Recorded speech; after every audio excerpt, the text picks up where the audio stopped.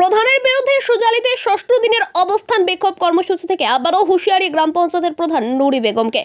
বারবার খবরের শিরোনামে জায়গা করে নিয়েছে ইসলামপুর ব্লক এবং চোপড়া বিধানসভার অন্তর্গত কমলাগাঁও সুজালি গ্রাম পঞ্চায়েত।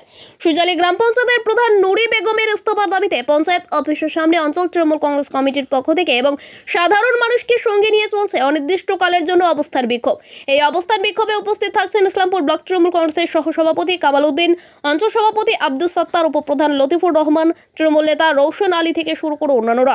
ষষ্ঠ দিনের অবস্থান বিক্ষোভ কর্মসূচি থেকে নুরি বেগমের অপসারণ প্রসঙ্গ তুলে ব্লক তৃণমূল কংগ্রেসের সহসভাপতি কামাল উদ্দিন জানিয়েছেন, সুজালিতে মোট 27 জন গ্রাম পঞ্চায়েত সদস্য, নুরিকে বাদ দিয়ে 26 জনের মধ্যে যে কেউ গ্রাম পঞ্চায়েতের প্রধান হলে আমরা মেনে নেব, কিন্তু নুরি বেগমকে আমরা প্রধানের চেয়ারে দেখতে চাই না, কারণ তিনি দুর্নীতিতে পরিপূর্ণ।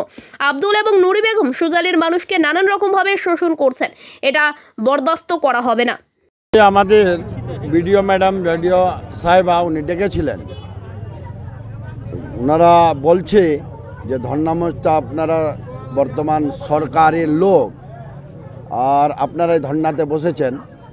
ম্যাডাম আপনার কাছে তো 2024 মার্চে আমরা কমপ্লেন করেছি, কিন্তু এখনো পর্যন্ত আমরা কিছু আশ্বাসন আপনার তরফ থেকে পাইনি।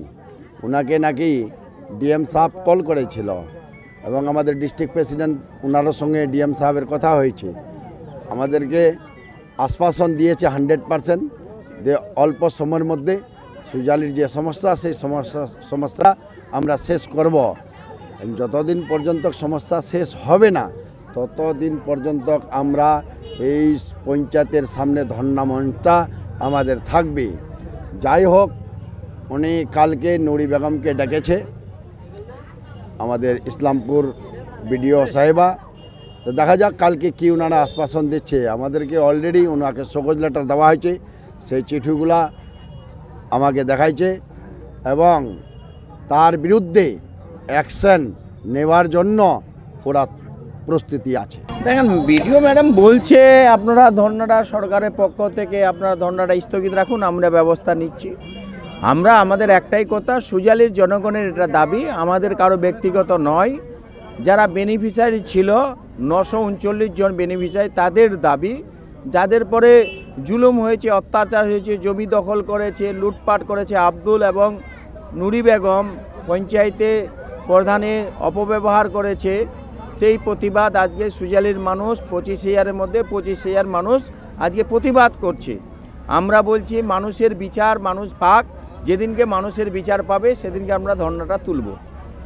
মানুষ সহযোগিতা আমাদের এটার জন্য করছে যে আমাদের নেত্রী, বাংলার নেত্রী যেভাবে বিভিন্ন প্রকল্প মানুষকে দিয়েছে, সেই প্রকল্প টাকা আত্মসাৎ করেছে। এখানে গণতন্ত্র ছিল না, একনায়কতন্ত্র ছিল, মানুষের অত্যাচার হয়েছে, জুলুম হয়েছে। মানে আপনাদের ঘরের টাকা অন্যায়ভাবে অগ্রিম নেওয়া হয়েছে, তিস্তার মাটি কেটে বিক্রি করে দেওয়া হয়েছে। এই যে মানুষের জুলুম হয়েছে, জুলুমের জন্য মানুষ প্রতিবাদ জানাচ্ছে। ধীরে ধীরে এই প্রতিবাদটা আরও জোরদার হবে। কিন্তু আমরা বলছি, যদি আমাদের বিচার না হয়, প্রধানকে সাসপেন্ড না করা হয়, প্রধানকে বহিষ্কার না করা হয়, তাহলে এর চেয়ে বড় বৃহত্তম আন্দোলনে সুজালির মানুষ জাগবে, সুজালির মানুষ করবে। আমাদের একটা বিশ্বাস আছে, মানুষের স্বপূর্তিভাবে আমরা মানুষের সাড়া পাচ্ছি।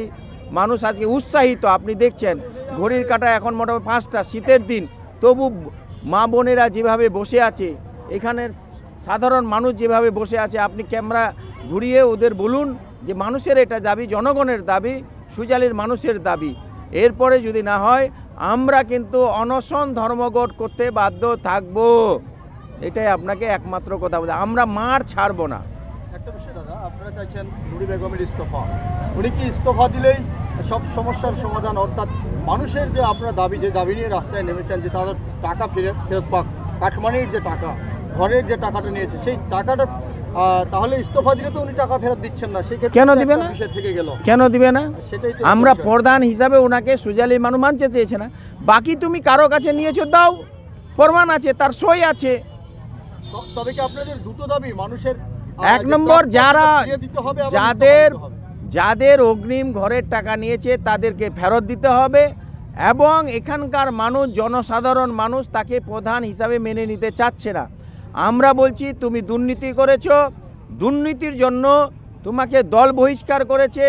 যেই দলের সঙ্গে ওর যোগ নেই, যেই দলের সঙ্গে উনি নেই, সেই দল কিভাবে ওকে প্রধান মেনে নেবে? এক। 2 নম্বর কথা, আমরা বলছি 27 জন গ্রাম পঞ্চায়েতের সদস্য, একজনকে নুরি বেগমকে বাদ দিয়ে যে কেউ 27 জনের মধ্যে 26 জন প্রধান হোক।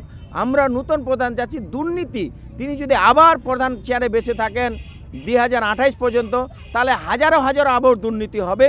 এই দুর্নীতি আমরা চাচ্ছি না, নতুন আমরা প্রধান চাচ্ছি। নুরি বেগমকে ও তোলাবাজি করেছে, এখন সুজালের জনগণ ওকে মানবে না প্রধান। জব তো পদত্যাগ করবে না প্রধান, তব তো আমার আন্দোলন চলবে। কি বার্তা দেবেন মানুষকে? মানুষকে জনগণের পাশে আছি আর থাকবো। ও পদত্যাগ করবে, জনগণ সব শান্তি থাকবে।